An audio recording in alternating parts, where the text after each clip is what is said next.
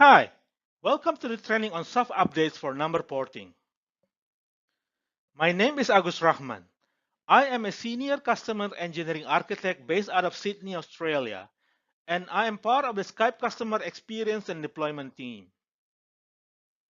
If you have been watching the soft training series thus far, I would expect for you to be familiar with soft already.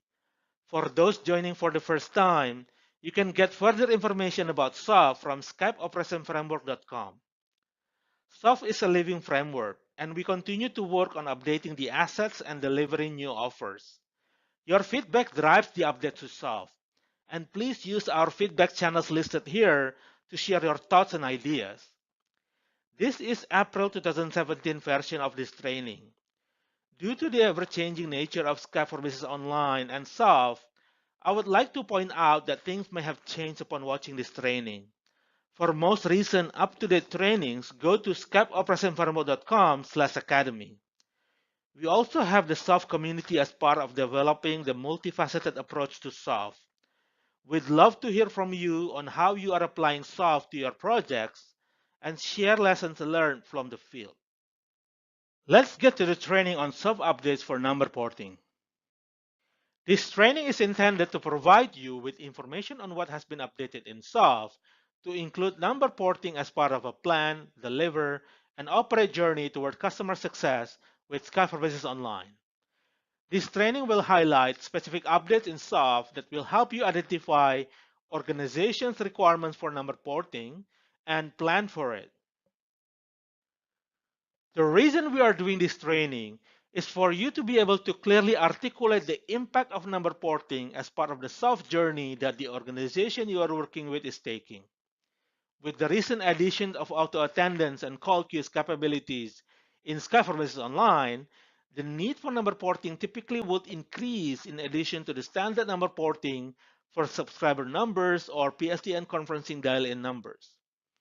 Given the external variables affecting the execution and completion of number porting, setting the right expectation and making reasonable project timelines are very important key success factor to avoid or prevent dissatisfaction from the organization that you're working with when implementing Cloud PBX and Cloud PSTN conferencing.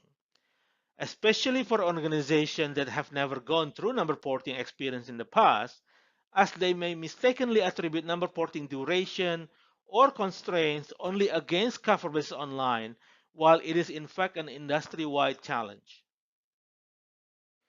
This training is delivered with the assumption that you have thorough understanding of SOF, all the phases, activities, and assets.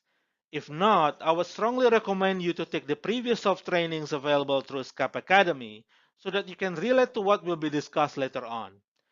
There are no specific technical trainings for number porting as it is mostly process related.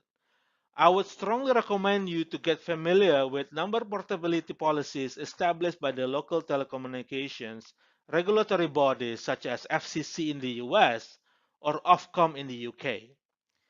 The expected outcome of this training is for you to be able to incorporate the planning for number porting as part of the SOF journey through the phases in related activities and leverage the assets that have been updated for number porting. Let's talk about number porting briefly in the context of SOF journey. Before talking about number porting, first we need to establish a level set of understanding on how telephone numbers can be provided for Cloud PBX implementation. Cloud PBX with on-premises PSTN connectivity, both via Cloud Connector and via pool, will use existing telephone numbers from the trunks provided by telecom provider. For Cloud PBX with PSTN calling service, organizations have options to acquire new telephone numbers or port existing telephone number assuming they meet the requirements. Note that from Skype for Business Online point of view, there are distinctions between subscriber or user number and service number, be that the toll number or the toll-free number. As the name implies, subscriber numbers are assigned to end users, while service numbers are assigned to call routing solution, such as auto attendance and call queues, and also to dedicated PSTN conferencing dial-in service. Listed here some generic number porting constraints applicable to all markets where PSTN calling service is available. But I would recommend for you to check whether there are specific constraints applicable only to specific market where the organization is operating at. So for example, in the UK, you cannot port non-geographic and shared cost telephone numbers. Recently, we added the list of service providers that are supported for number porting to Skype for Business Online. So please refer to the list while working out the plan for number porting. Related to number porting, understanding of the standard limit to the maximum telephone numbers that can be obtained per telephone number type is also important. Formula for the maximum number of subscriber number is simply the total voice calling plan licenses multiplied by 1.1 plus 10. Example given here is for 50 PSTN calling plan licenses. The organization can acquire up to 65 subscriber telephone numbers. If such organization port an E1 trunk with 100 DID range, and assuming the port is completed, the organization will not be able to acquire new subscriber telephone number as the available number already exceeds the limit. And obviously, only 50 users can be enabled for Cloud PBX with PSTN calling. So if support for additional users are required, then additional PSTN calling licenses must be added to the tenant. The maximum number of service numbers follow a specific formula based on the total number of Cloud PBX plus PSTN conferencing licenses that can be referenced from the table here. For toll-free service number, they can only be obtained when PSTN consumption billing is already set up for the tenant. Service number porting will follow the same experience of subscriber numbers, whereby if the amount of ported number exceeds the maximum limit based on license counts, then no additional service number can be acquired. On to number porting. A couple of things to know as listed here. Regulation differs from one country to the other, and some markets may only allow full port and disallow partial port. There are a lot of moving parts with multiple parties involved. No one has full end-to-end control. Porting timelines generally has been defined by in-market regulator, but oftentimes not followed rigorously, and carriers may define their own timeline. Couple of challenges with number porting that we have to deal with. While it's good to know the established number portability policy from local regulatory body, some port types, such as complex ports, are not regulated and therefore at the expense of carrier-to-carrier agreements regarding the timeline. The level of enforcement and influence from the regulator also varies, making determination of number porting SLAs and dispute resolution challenging, thus requiring organizations to set direct expectation from the beginning. Telephone number fragmentation is restricted and not even allowed in some markets, forcing customers to perform full port and migrate to the new service right away. Before I continue, please keep in mind that these challenges are industry-wide challenge, is not solely affecting number porting to Skype for Business Online.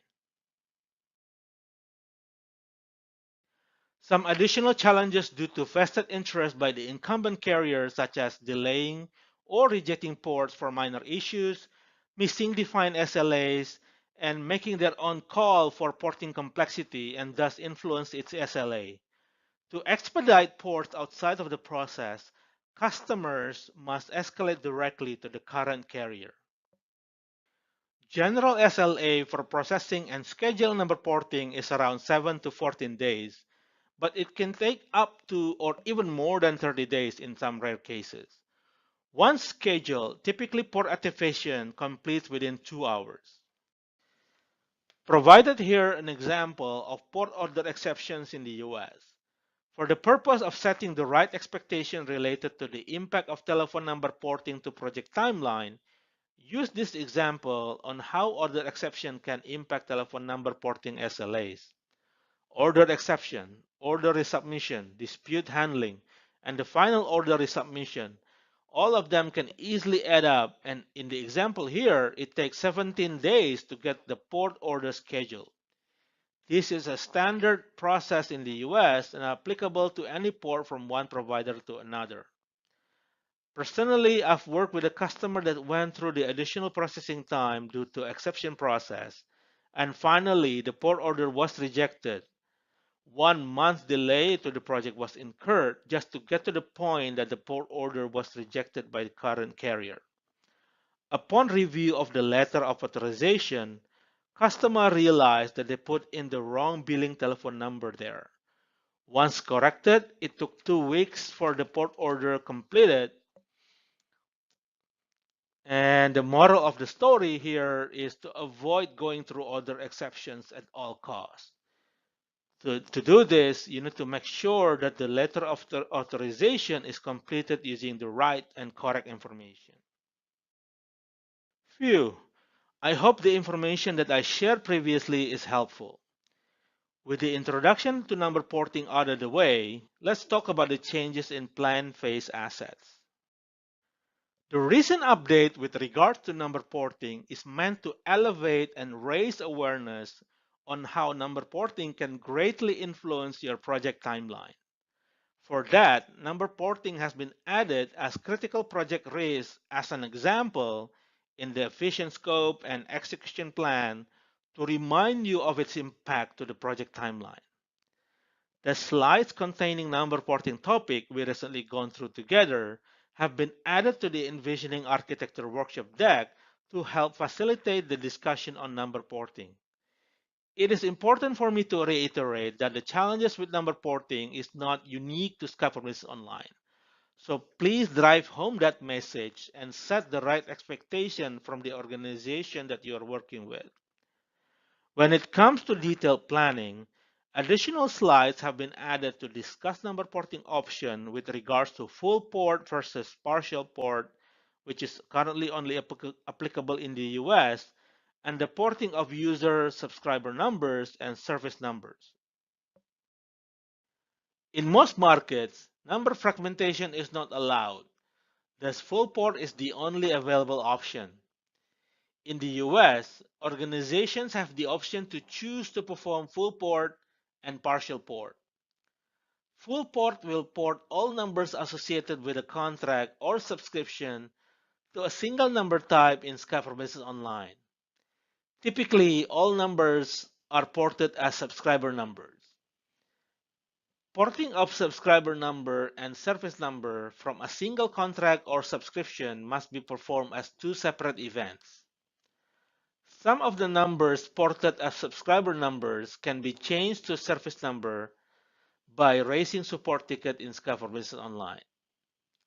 Currently, this will actually be treated as another partial port request on the back end with a shorter port scheduling and activation timeline. Partial port is typically useful to test or pilot number porting and validate letter of authorization is in the right shape. Or it can support the requirement to port some of the phone numbers as subscriber numbers and some as service numbers. With the recent release of auto attendance, typically the office mainline number will need to be ported as service number to support auto attendance. However, the mainline number is typically the billing telephone number or BTN of the contract or subscription. So it must be ported the last after all of the subscriber numbers are ported to Scaffold Business Online. There are two options to handle this requirement. Option 1, perform full port of all phone numbers as subscriber numbers, and then raise the support ticket to convert some of the subscriber numbers to service numbers.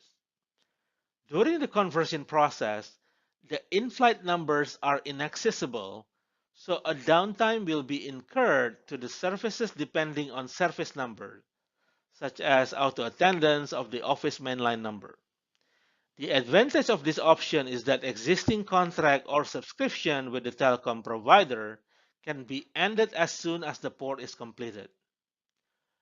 Option 2 is to perform partial port of all subscriber numbers first, and after it is completed, raise another partial port request to port the remaining phone numbers as service numbers. Only by then, existing contract or subscription with the telecom provider can be ended, prolonging the time the organization needs to incur the charges from the existing telecom provider.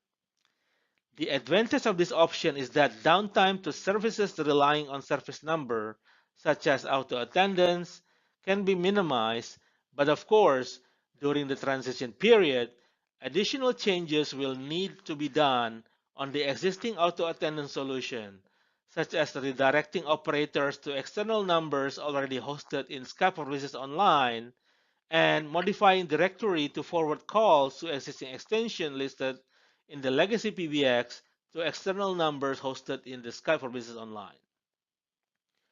By walking through the options with the project team and weighing the pros and cons, project team can make an informed decision on which option to take in order to roll out or migrate a site to Cloud PBX that involves number porting.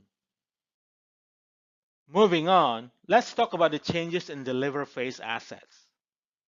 None. There's no update that has been made to the deliver phase assets for number porting.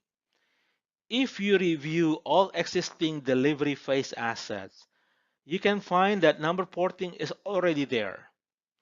What's important now would be to set the right project timeline to the tasks related to number porting so they are reasonably timed based on the decision that has been made in the plan phase.